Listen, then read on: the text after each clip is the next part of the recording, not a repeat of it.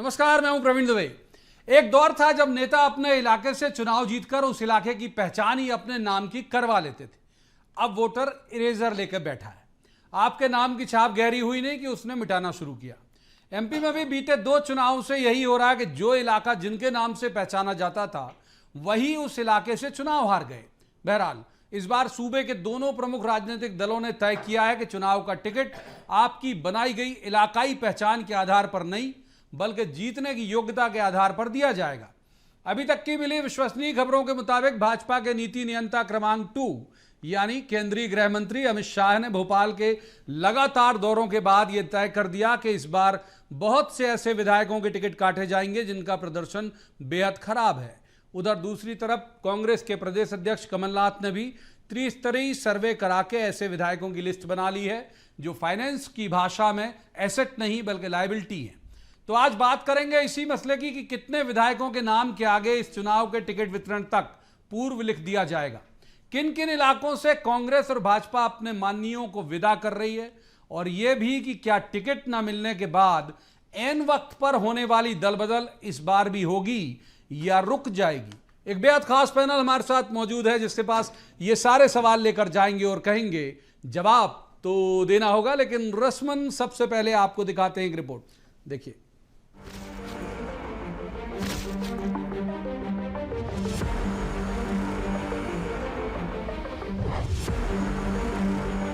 चुनाव में अपनी पार्टी से टिकट न मिलने पर अचानक चेतना जागृत करके दूसरी पार्टी का दामन थामने वाले माननीयों को इस बार निराश होना पड़ सकता है, क्योंकि कांग्रेस और भाजपा दोनों ही दलों ने तय किया है कि वो ऐन वक्त पर पाला बदलने वालों को टिकट नहीं देंगे, यानी जिसे आना है वो पहले आए और पहले पाए। सूत्रों के मुताबिक इस बार के विधानसभा चुनाव में कांग्रेस और भाजपा दोनों ही क्रूरता की हद तक मौजूदा विधायकों की टिकट काट सकते हैं। भाजपा ने भी पिछले चुनावों में तकरीबन आधा सैकड़ा विधायकों के टिकट काटे थे। इस बार के तमाम सर्वे के नतीजे भी बता रहे हैं कि भाजपा ने यदि मौजूदा विधायकों में से 50% विधायकों को गुड बाय नहीं बोला तो पार्टी की फजीयत हो जाएगी। इनमें ज्योतिरादित्य सिंधिया के साथ आए मेहमान भी हैं और मेजबान भी। यही वजह है कि इस काट छांट की जिम्मेदारी एमपी के किसी नेता के बजाय पार्टी के सबसे कद्दावर नेता अमित शाह ने संभाल रखी है, ताकि जब भी ये ऑपरेशन हो तो कहीं से भी बचाओ बचाओ की आवाजें न आ सकें। टिकट कटने का फॉर्मूला कांग्रेस पार्टी में चलता है, भारतीय जनता पार्टी में तो टिकट दिए जाते हैं।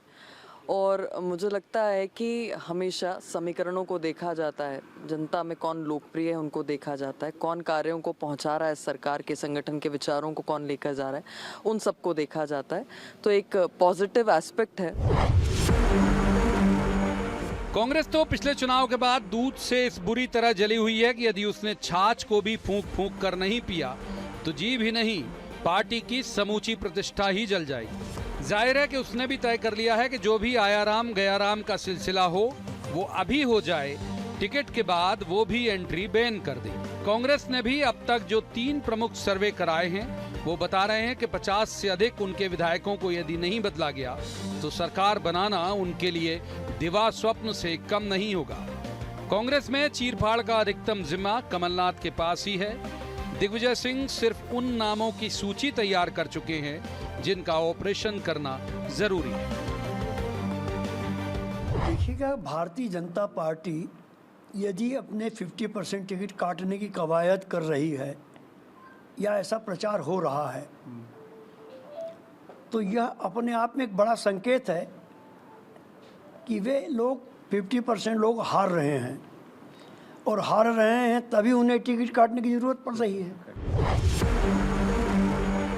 इस बार भी भाजपा के नेता पुत्रों को इंतजार करना ही पड़ेगा, क्योंकि प्रधानमंत्री नरेंद्र मोदी परिवारवाद के पक्ष में कतई नहीं है। कांग्रेस में अलबत्ता नेता पुत्रों को जगह भी मिलेगी और टिकट भी। कुल मिलाकर इस बार के चुनाव बहुत सारे विधायकों के नाम के आगे स्थायी तौर पर पूर्व लिखकर जाएगा, ये लगभग तय है, क्योंकि यदि उन्हें टिकट नहीं मिला तो भी नया व्यक्ति उन्हें अगले चुनाव में भी आने नहीं देगा, और यदि उन्होंने ऐन वक्त पर पाला बदला तो प्रमुख विपक्षी दल भी उन्हें चलती हुई गाड़ी में नहीं बैठाएगा। Bureau report, BSTV। तो रसमन, सबसे पहले उन मेहमानों का परिचय मैं आपसे करा दूं जिनके साथ हम इस चर्चा को आगे बढ़ाएंगे। हमारे साथ है राजपाल सिसोदिया, ये बीजेपी के विद्वान प्रवक्ता हैं, बहुत स्वागत है राजपाल जी का। दूसरे मेहमान है स्वदेश शर्मा, ये कांग्रेस के विद्वान प्रवक्ता हैं, बहुत स्वागत है स्वदेश जी का भी। और तीसरे मेहमान पत्रकारिता का चर्चित चेहरा है, अच्छे राजनीतिक विश्लेषक है, शरमन नगेले, शरमन जी का भी बहुत बहुत स्वागत है। शुरुआत कर लेते हैं राजपाल जी से। सरकार उन्हीं की है, ज़्यादा चिंता उन्हीं को होनी चाहिए। हालांकि उनकी पार्टी की जो प्रदेश प्रवक्ता है वो कह रही हमारे यहाँ टिकट काटे नहीं जाते, दिए जाते। तो राजपाल जी, ये सही है? कुछ माने एक भी नाम नहीं कटेंगे क्या आपके यहाँ से? देखिए, भारतीय जनता पार्टी एक सूत्र वाक्य पे काम करती है और वो सूत्र वाक्य यह है कि हर कार्यकर्ता के लिए काम और हर काम के लिए योग्य कार्यकर्ता। तो विधानसभा का जो चुनाव है, इस चुनाव में जो विधायक का उम्मीदवार होगा वह भी हमारा योग्य कार्यकर्ता होगा। निश्चित तौर पर कई स्तर के सर्वे, अलग अलग संगठनों से सलाह मशविरा और तमाम तरह की जीत का जो है, जो नज़दीक होगा या जो जीतने वाला होगा, निश्चित तौर पर उसकी खोज होगी और उसी को टिकट देने का काम होगा। काटने की पद्धति हमारे यहाँ नहीं है, जैसा कि हमारी प्रवक्ता के जोड़ने लिए की है। हमारे यहाँ जोड़ने की प्रवृत्ति है, हमारे यहाँ पर दायित्व देने की प्रवृत्ति है, हमारे यहाँ काम देने की प्रवृत्ति है। हमारे यहाँ कभी भी किसी को पद से हटाया नहीं जाता है। उस पद पर अगर कोई दूसरा कार्यकर्ता आता है, आसीन होता है, तो पुराने वाला कार्यकर्ता उसे उस स्थान पर बिठाकर बाकायदा उसका राज तिलक करता है। हटाना कहते हैं सर, ये हमारे यहाँ परंपरा है ठीक और इसी परंपरा का हम पालन करने का काम करते हैं। निश्चित तौर पर भारतीय जनता पार्टी का नेतृत्व बैठा है और नेतृत्व माननीय अमित शाह जी भी पिछले 2 बैठकों में यहाँ आए हैं। कई सारे विषयों के ऊपर संगठन को और मजबूती से आगे लाने के विषय में बात हुई है। चुनाव की दृष्टि से माइक्रो मैनेजमेंट लेवल तक की बातें हुई है, उसका परिणाम देखने में मिलेगा। ठीक है। तो स्वदेश जी, आपके यहाँ मतलब टिकट वितरण से पूर्व अगर मैं कह रहा हूँ तो ये टेक्निकल टर्म यूज कर रहा हूँ कि पूर्व लिखा जाना, अधिसूचना लग गई, पूर्व हो गया, टिकट नहीं मिली, माने स्थायी पूर्व हो गया। तो आपके यहाँ ऐसे कितने विधायकों को पूर्व बनाने की योजना चल रही है या रिपोर्ट आई है इस तरह की? माननीय कमलनाथ जी ने तो पहले ही कह दिया है कि हम जिताऊ कैंडिडेट को टिकट देंगे और कोई किसी की सिफारिश करेगा और सिफारिश को नहीं माना जाएगा। और इसका सबसे बड़ा जीता जागता उदाहरण है कि सिफारिश पर हमने टिकट दिए थे सिंधिया जी की पे, तो 28-28 लोग सरकार गिरा के चले गए थे। अब कांग्रेस का निष्ठावान व्यक्ति और जो जिताऊ कैंडिडेट होगा, निश्चित रूप से 50 तरह के सर्वे हो रहे हैं, कार्यकर्ताओं से पूछा जा रहा है, स्थानीय लेवल का जो संगठन है उससे सलाह मशवरा कर रहे हैं माननीय कमलनाथ जी। अब भारतीय जनता पार्टी में कुछ सब कुछ ठीक नहीं चल रहा है श्रीमान, इसीलिए प्रवीण भाई ये परेशानियां आ रही हैं सामने। सर्वा की जो बात आई है वो सिर्फ इसलिए आई कि भारतीय जनता पार्टी में सब कुछ ठीक नहीं चल रहा है। अगर चल रहा होता, देखिए अब जनता ने नकार दिया। तो आप यहाँ चल रहा होता तो पूरे विधायक रिपीट कर देते, फिर आप भी क्यों काटने के लिए लिस्टिंग कर रहे हो? देखिए, हमें क्या है, हमारी लड़ाई सिर्फ इस बात की रह गई है कि हमें बॉर्डर पर सरकार नहीं बनाना है, हमें प्रचंड बहुमत पर सरकार बनाना है। जिन 66 सीटों पर हम लंबे समय से हार रहे हैं, सबसे पहले उन पर हमारी दृष्टि है, उनको हम जीत के दिखाने में पूरी ताकत लगा देंगे। माननीय दिग्विजय सिंह, माननीय कमलनाथ जी, सारा नेतृत्व उस पर ही लगा हुआ है। रहा सवाल जो और आसान सीटें हैं, उन पर हमारी जीत तो इसलिए तय है कि मध्य प्रदेश की जनता माननीय कमलनाथ जी को पसंद कर रही है। वो चाहती है कि डबल इंजन की वो सरकार मुझे नहीं चाहिए कि बल्ब तो 9 वाट का हो गया है 100 वाट से, लेकिन बिजली का बिल 2500 से 2500 का हो गया। ठीक है। अब परिस्थितियां बड़ी विपरीत हो चुकी हैं। 500 का सिलेंडर लोगों को चाहिए, महंगाई आसमान पर है। तो माननीय कमलनाथ जी की चाहे 1500 ये मान लो दे देंगे। इसके पहले आ जाऊंगा, इस विषय पे भी आता हूँ। एक बार शर्मन जी को इनका लेते हैं। शर्मन जी, दोनों की मजबूरी है, बहुत खुल के बोलेंगे नहीं। आपको नहीं लगता कि अनिवार्यता है ये, मतलब मैं ये शब्द इस्तेमाल कर रहा हूँ कि अनिवार्यता है दोनों पार्टी के लिए, यदि टिकट नहीं काटेंगे तो गवर्नमेंट नहीं बनेगी? देखिए माननीय प्रवीण जी, आपने अपने पैकेज में इतने सारे शब्दों का इस्तेमाल किया है जो राजनीतिक क्षेत्र में काम करने वाले लोग हों, वो किसी भी फील्ड से हों, वो यदि आपके पैकेज को देखेंगे, समझेंगे, तो वो पूरा आकलन कर लेंगे कि आखिर मध्य प्रदेश की राजनीति किस दिशा में जा रही है।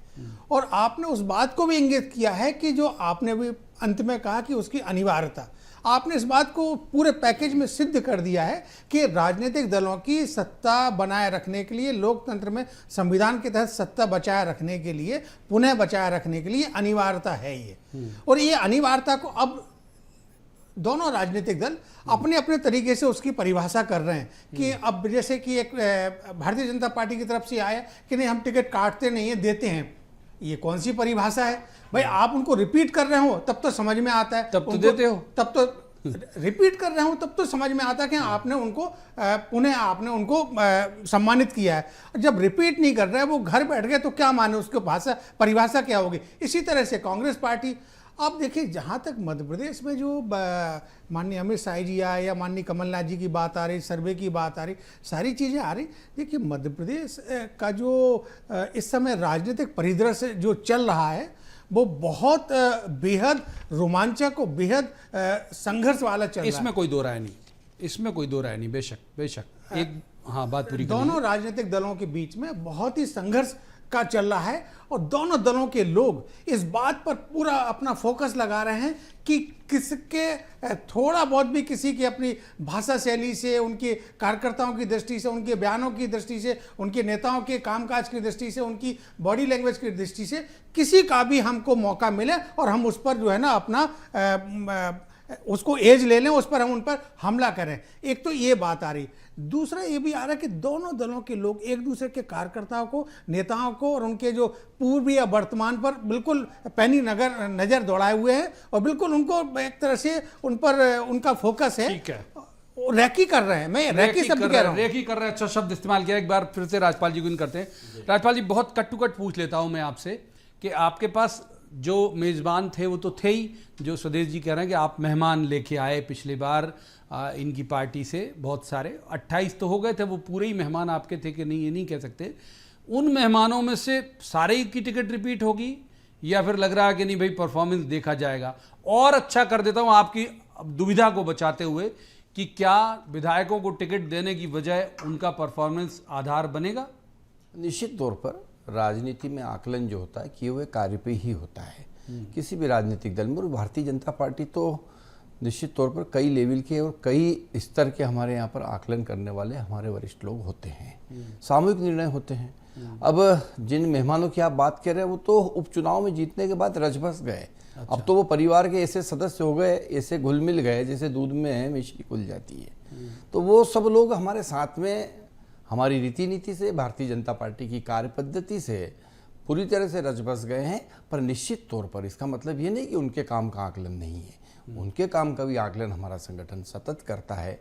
संगठन के हमारे नेतागण करते हैं, हमारे अन्य संगठन करते हैं, और तमाम स्थानों से जो फिर फीडबैक जाता है, तमाम स्थानों से जो उस कार्यकर्ता के बारे में, उस नेता के बारे में, उस मंत्री के बारे में जो फीडबैक जाता है उसके ऊपर निर्णय होता है। ये बहुत उच्च स्तरीय होता है और अभी मैं बताने की स्थिति में नहीं हूँ, पर हमारा जो नेतृत्व है वो अपने अपने स्तर पर अपने अपने सर्वे करा रहा है, अपनी अपनी एजेंसियों से करवा रहा है और उसके बाद में सामूहिक रूप से फिर बैठ मतलब निर्णय लेते हैं। कटेंगे टिकट, मतलब सर्वे में जो आएगा वो होगा, ऐसा ना? निश्चित तौर पर जो सर्वे होते हैं हमारे नेता, ठीक है, पहले सवाल में खंडन, दूसरे सवाल में स्वीकार रखते हैं। एक बार हमारे जो सर्वे होते हैं वो सर्वे अलग अलग स्तर के सर्वे होते हैं और उन सर्वे में जो आता है उस पर फिर हमारा नेतृत्व तो सामूहिक रूप से ठीक है। स्वदेश जी, मैं अगर मैं हो सकता हूँ मैं गलत हूँ तो मुझे टोकिएगा। मेरी जो सर्वोत्तम संज्ञान है वो ये है कि 40 से ज़्यादा एमएलए आपके पिछले बार के ऐसे हैं जो बिल्कुल डेंजर जोन में हैं और जिन पर बहुत विचार मंथन हो रहा है। ये भी तय हो रहा है कि भाई जो बाहरी अगर आते हैं उन्हें रिप्लेस करने तो अभी शामिल करा लें, उस वक्त नहीं कराएंगे जब भगदड़ मची होगी।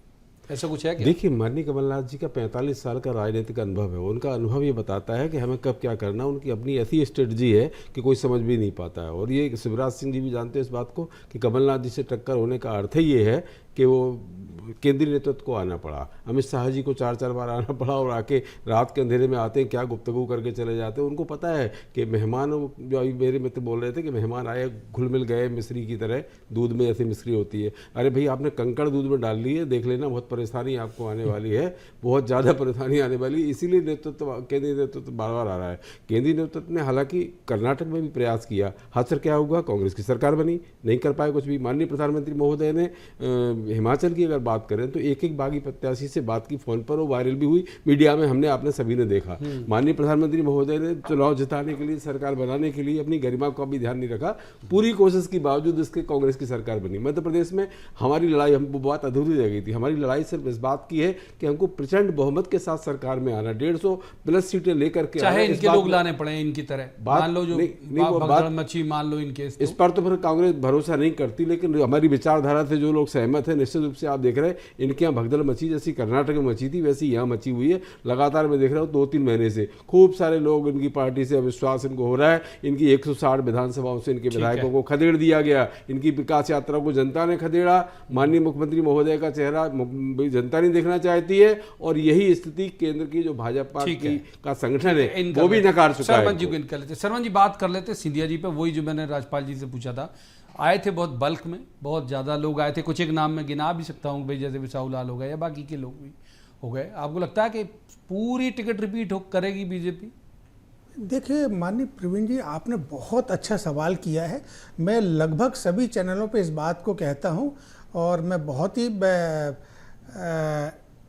प्रामाणिकता के साथ कह रहा हूँ कि भारतीय जनता पार्टी के समक्ष सबसे बड़ी चुनौती यदि कोई है तो वो है सिंधिया के साथ जो आए हुए विधायक है, उनके साथ में पार्टी का आम चुनाव में क्या व्यवहार होगा। क्या उनको टिकट दिया जाएगा, क्या उनकी सीट बदली जाएगी, क्या उनको रिपीट किया जाएगा, या उनको निगम मंडल में तो अब समय बचा नहीं है, या उनको राज्यसभा या लोकसभा में आप उनको किस तरह से उनका समायोजन करते हैं। ये भारतीय जनता पार्टी के समक्ष बहुत बड़ी चुनौती है, और इस मुश्किल चुनौती से निकलने के लिए जो आपने भी अपने पैकेज में दिखाया है कि माननीय अमित शाह जी की एंट्री मध्य प्रदेश में हुई है। एक बार राजपाल जी को निकलते, राजपाल जी जो हमने भी कहा, अभी शर्मन जी ने तुरंत से याद भी दिला दिया, क्या इसी वजह से अमित शाह जी का चेहरा सामने रख दिया गया कि जो हमने अपने पैकेज में कहा कि मान लो किसी की टिकट कटे तो बचाओ बचाओ नहीं चिल्ला पाए, क्योंकि तो सुप्रीम अथॉरिटी है आपकी पार्टी में, अगर वो काटेंगे तो कहाँ पे दरियाफ्त होगी फिर उनकी? देखिए, देश की चुनावी राजनीति के चाणक्य के रूप में पहचाने जाते हैं माननीय अमित शाह जी।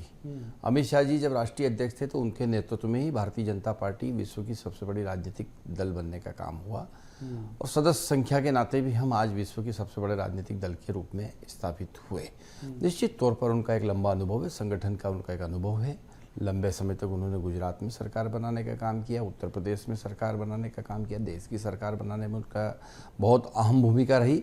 निश्चित तौर पर आज वह उस शीर्ष स्थान पर है कि उनके नेतृत्व, अगर उनका नेतृत्व भारतीय जनता पार्टी को मिलता है तो ये हम कार्यकर्ता फिर सौभाग्यशाली कि हमको उनका नेतृत्व मिल रहा है। निश्चित तौर पर उनके नेतृत्व में हम विजयश्री का वर्ण करेंगे, फिर से सरकार बनाएंगे कंफर्टेबल मेजोरिटी के साथ में। मध्य प्रदेश की सरकार भारतीय जनता पार्टी की बनेगी। का उद्धरण कर रहे हो आप, तो ये बता दो कि क्या यही वजह है उनके उसमें कि अगर मान लो कटे तो कम से कम कोई बोल नहीं पाए, मतलब सुप्रीम कोर्ट। आपके शब्दों को ही मैं अगर बढ़ाऊं प्रवीण जी आगे कि ऑपरेशन, तो ऑपरेशन तो सर्जन को ही करना चाहिए। ये बात अच्छे सर्जन बहुत अच्छी बात। देखिए, आप राजपाल जी ने बोला, अब एक बार स्वदेश जी को इन कर लेते हैं।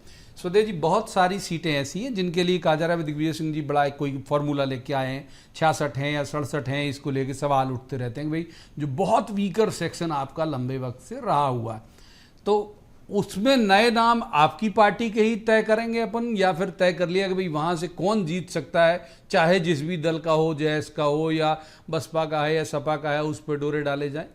देखिए, इस बात का जवाब तो माननीय कमलनाथ जी या वरिष्ठ नेतृत्व दे सकते हैं, क्योंकि वो सारी सर्वे रिपोर्ट अभी गोपनीय है, उजागर नहीं हुई है।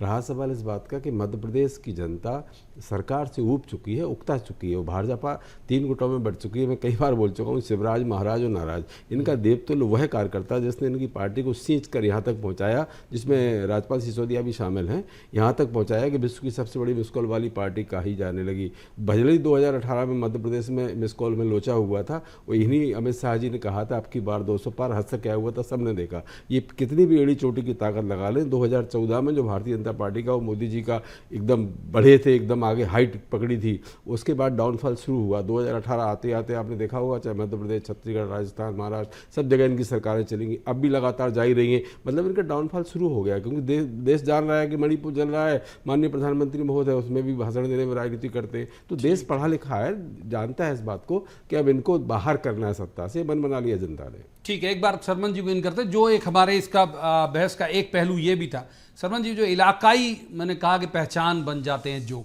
मैं कुछ नाम गिना देता हूँ, बागली, चुरहट, ये इलाकाई पहचान वाले थे कि भाई वो जीतेंगे वहाँ से, क्योलारी उसमें एक शामिल है ये हिस्सा। अब उसमें अपवाद गोपाल भार्गव में कि लगातार जीत रहे हैं, उन्होंने इलाकाई पहचान बना ली कि रह ली, मतलब गोपाल भार्गव हारे नहीं वहाँ से। आपको लग रहा है कि दर्शक, माफ़ कीजिए, जो वोटर है वो खुद इरेजर लेके बैठ जाता है कि जो ज़्यादा इलाकाई पहचान बना लेता है उसको मिटाना शुरू कर देता है कि भाई गाढ़ा हो नाम, इससे पहले मिटाओ? देखिए माननीय प्रवीण जी, ये बात तो बिल्कुल सही है, क्योंकि जब 10-20 साल के बाद कोई यदि वहाँ से पुनः चुनकर आता है या चुनने की कतार में रहता है तो एक पीढ़ी बदल जाती है। जब पीढ़ी बदल जाती है तो पीढ़ी बदलने के साथ साथ उनका मन मस्तिष्क भी बदल जाता है, उनकी विचारधारा भी बदल जाती है, और जब उनका मन बदल जाता है तो फिर मतदान जो है ना वो अपने लोगों को करता है, जो भी उनका अपना, उनके जाति का है, उनके वर्ग का है, उनकी विचारधारा का है, उनके दोस्त है, परिवार का है। अब जहाँ तक जो आपने 3-4 विधानसभा क्षेत्रों के नाम बताया, रहेली से माननीय गोपाल भार्गव जी का, चुरहट देखिए, चुरहट में माननीय अजय सिंह जी, या बागली में मतलब माननीय दीपक जोशी जी, या कैलाश जी 62 से जीतते आ रहे थे मगर हार गए फिर दीपक जोशी, या केवलारी में माननीय हरबंस सिंह जी, अब तो खैर उनके बेटे हैं, अब तो वो भी हार गए। तो अब ये जो आपने नाम तो खैर सही गिना है, उसमें और भी नाम हो सकते हैं, लेकिन अब यहाँ का जो मतदाता है वो इस बात को देखेगा कि अब देखिए, जैसे दीपक जोशी ने तो भारतीय जनता पार्टी से त्याग कर दिया है, वो कांग्रेस पार्टी ज्वाइन 3 बार हारने के बाद लगातार। तो हाँ, लेकिन उनकी परंपरागत सीट है उनके पिताजी की और उनकी, तो उनने त्याग कर दिया है। अब त्याग कर दिया है तो अब वो कांग्रेस से लड़ेंगे, तो स्वाभाविक है जो कांग्रेस का जो वोटर है और जो बीजेपी का वोटर है, जो इनके दल की विचारधारा से प्रतिबद्धता थी, वो कहीं ना कहीं दीपक जोशी के साथ जाएगा। ठीक बात। अब इसी तरह से गोपाल भार्गव का जो संदर्भ आया, तो गोपाल भार्गव की उम्र बहुत हो चुकी है अब, और उनके बेटे को यदि टिकट नहीं दिया तो स्वाभाविक सी बात है कि जो यंगस्टर है, जो सोशल मीडिया यूजर है, जो डिजिटल मीडिया यूजर है, जो नए नए मतदाता बने हैं, जो आजकल तो 18 साल से 21 साल तक के मतदाता बनने का परंपरा चालू हो चुकी है, तो वो कहाँ जाएंगे? जवाब ले लेते हैं एक बार राजपाल जी, कर्नाटक में, मुझे गलत हूं तो टोकिएगा जरूर से, प्रधानमंत्री जी भले ही लगातार कह रहे हो परिवारवाद पर टिप्पणी करते हैं, ये नहीं कहते कि हमारे यहाँ नहीं चलेगा, लेकिन जब प्रधानमंत्री बोलते हैं तो उसकी वैल्यू बहुत है, परिवारवाद पे वो हर भाषण में लगभग कोट करते हैं। लेकिन कर्नाटक में ये नियम शिथिल किया गया, अगर मैं गलत नहीं हूं तो 25 से ज़्यादा ऐसे मंत्री और एमएलए के रिश्तेदार थे जिनको टिकट दी गई। ये और बात है कि वो नहीं, मतलब आप वहाँ नहीं जीत पाए। यहाँ ये नियम शिथिल होगा क्या कि परिवार के लोगों की भी एंट्री करा ली जाए अगर जीतने वाला है तो? देखिए, आज ये कहना जल्दबाजी होगी, एक बात। दूसरी बात, आज हम ये जरूर कह सकते हैं कि पैरामीटर जो बनाए हैं पार्टी ने उम्मीदवारी के लिए, उन पैरामीटर पे अगर कोई लंबे समय से काम करता हुआ कोई कार्यकर्ता है, वो भले नेता पुत्र है पर वो एक कार्यकर्ता भाव से लंबे समय से काम कर रहा है, क्षेत्र में सक्रिय है, तो उस पर विचार करने का काम भी पार्टी ने पहले किया है। जैसे दीपक जोशी जी का ही उदाहरण हम ले तो वो विद्यार्थी परिषद में और उसके बाद में युवा मोर्चा में हमारे साथ काम करते थे और उसके बाद उनको टिकट मिला था। ऐसे विश्वास सारंग जी की अगर हम बात करें तो वो कैलाश सारंग जी के पुत्र है, पर उसके अलावा उनकी विशेष योग्यता ये थी कि हम युवा मोर्चा के जिलाध्यक्ष साथ साथ थे। जब मैं उज्जैन का अध्यक्ष होता था वो भोपाल के होते थे, पार्षद रहे, तमाम युवा मोर्चा के पद पे रहते हुए वो प्रदेश के अध्यक्ष युवा मोर्चा के बने, मैं प्रदेश का महामंत्री उनके साथ था और उसके बाद में उनको टिकट मिला, इतने लंबे समय तक काम करने के बाद। तो अब उसमें फिर उस स्थान पे उस समय पे फिर वो नेता पुत्र वाली छवि खत्म हो जाती है, वो कार्यकर्ता की छवि आ जाती है। जब 30-30 साल, 20-20 साल, 15-15 साल सब पे भी एप्लीकेबल है। तौर पर अगर वो लोग काम कर रहे हैं और उनका अगर उस स्तर पे आता है नाम, तो पार्टी विचार कर सकती है। जीतने की एक छोटा रिमार्क स्वदेश जी का भी ले लेते हैं। स्वदेश जी, दीपक जोशी की बात कर लेते हैं संदर्भ, क्योंकि 3 जगह से घूम के फिर आप तक भी आ रहा है कि वो 3 चुनाव लगातार हार गए, आप आके क्या मजबूत कर देंगे बागली में? आपको बागली आपका वीकर सेक्शन है, जिन वीकर सेक्शन को दिग्विजय सिंह जी ने चिन्हित किया उसमें एक नाम बागली भी था। देखिए, हार जीत तो लोकतंत्र है, प्रजातंत्र है, इसमें बड़े बड़े लोग, इंदिरा जी तक हारी थी, आपको पता ही है। लेकिन आज के जो परिदृश्य में हम देख रहे हैं, जो राजनीति आज चल रही है, इसमें माननीय कमलनाथ जी के नेतृत्व में मध्य प्रदेश में आंधी चल रही है। क्योंकि 18 साल के जिस युवा को वोटर बनाने का काम स्वर्गीय राजीव गांधी ने किया था, उसको ये एहसास हो गया है कि अब हमें राजीव गांधी को सच्ची श्रद्धांजलि देना है और कांग्रेस की सरकार बना के मध्य प्रदेश को नए आयाम स्थापित कराने के लिए कमलनाथ जी को मुख्यमंत्री बनाना है। नहीं तो मैं ये कह रहा हूँ कि आपके यहाँ भी चलेगा ही, आपके यहाँ हालांकि चल जाता है परिवारवाद वाला फॉर्मूला। नहीं, वो जिस तरह से राज्यपाल जी ने कहा है, निश्चित रूप से कि जो व्यक्ति पिता अगर राजनीति कर रहा है, जैसे उदाहरण के तौर पर मैं हूँ, मेरा बेटा अभी बेंगलोर में है, आप चाहें तो मीडिया में देख सकते हैं, वहाँ अधिवेशन यूथ कांग्रेस का चल रहा है, लगातार मेहनत कर रहा है। अगर उसको कभी टिकट मिलता है तो वहाँ ये परिवारवाद नहीं आता कहीं भी, वो अपनी पहचान खुद बना रहा है। इस तरह से अगर कार्यकर्ता पहचान बनाता है, उसे परिवारवाद नहीं कहा जा सकता। और परिवारवाद से अर्थ ये भी रहेगा, प्रवीण जी बीच में मैं बोलिए हो गया हूँ आपसे अनुमति लिए बिना। बिल्कुल लीजिए, क्योंकि परिवारवाद का अर्थ ये एक कार्यकर्ता के रूप में किसी को टिकट मिल जाए, विधायक बन जाए, पार्टी का प्रदेश राष्ट्रीय अध्यक्ष बने परिवार में होने के नाते, पार्टी का सांसद का टिकट मिले उससे सिर्फ नकुलनाथ जी को, इस वजह से कि वो कमलनाथ जी के बेटे हैं। राहुल जी, प्रियंका जी आके जबलपुर में इसलिए सभा संबोधित कर रही कि उनके पास में और कोई हैसियत नहीं। कैलाश विजयवर्गीय के पुत्र आकाश विजयवर्गीय का क्या है? सोनिया जी की बेटी है, इस वजह से वो जबलपुर में आके 5 गारंटी देके जा रही है। आकाश अब वो उनकी खुद की गारंटी नहीं, उनका पता नहीं मालूम, बल्ला लेकर के कहाँ अधिकारियों को रहती है, मारपीट करने का नाम दिल्ली में जरूर था रहती उनका। है। ये प्रदेश की जनता को नहीं मालूम, पर वो चूंकि सोनिया जी की बिटिया है, वो है, पंच का चुनाव माफ नहीं लड़ी, कीजिए, मैं सरपंच आगे नहीं ले लड़ी, जाता इस पार्षद बहस नहीं को, लड़ी, लेकिन सांसद नहीं वक्त लड़ी। जो है वो इससे ज्यादा पर वो चर्चा गारंटी की दे रही। इजाजत देता नहीं। बहुत बहुत शुक्रिया तीनों मेहमानों का इस चर्चा में शामिल होने के लिए।